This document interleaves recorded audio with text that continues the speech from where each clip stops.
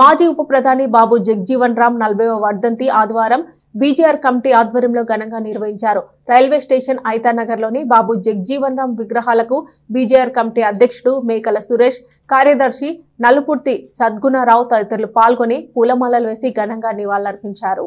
ఈ సందర్భంగా పీజేఆర్ అధ్యక్షులు మేకల సురేష్ మాట్లాడుతూ ఉప ప్రధానిగా రక్షణ, రైల్వే, కార్మిక శాఖల మంత్రిగా ఎన్నో సేవలు చేశారని అన్నారు. ఆయా శాఖల్లో నూతన సంస్కరణలు తీసుకొచ్చి ఎందరికో ఉపాధి అవకాశాలు కల్పించిన ఘనత ఆయనకే దక్కుతుందని అన్నారు.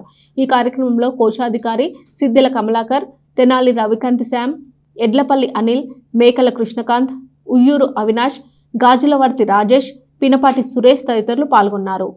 భారతదేశపు మాజీ ఉప ప్రధాని స్వర్గీయ శ్రీ బాబు జగ్జీవన్ రావు గారి 39వ వర్ధంతి తెనాలి బాబు జగ్జీవన్ రావు కమిటీ ఆధ్వర్యంలో స్థానిక రైల్వే స్టేషన్ సెంటర్లో ఈరోజు నిర్వహించడం జరిగింది.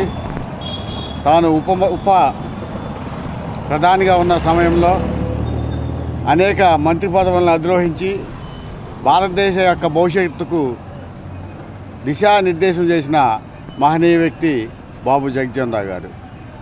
తాను ఏ పదవిని అలంకరించినా కానీ ఆ పదవికి వన్నె తెచ్చి రైల్వే కానీ, కార్మిక శాఖ కానీ, ఆహార భద్రత విషయంలో కానీ ఏ మంత్రి పదవిని అధిరోహించినా కానీ నూతన సంస్కరణలు తీసుకొచ్చి నేడు భారతదేశంలో గోడౌన్లు, గిడ్డంగులు ఉన్నాయంటే ఆహార భద్రత విషయంలో ముందు చూపుతో అది బాబు జగ్జీవన్ రావు గారు చేసిన ఘనత వారికే దక్కుతుంది.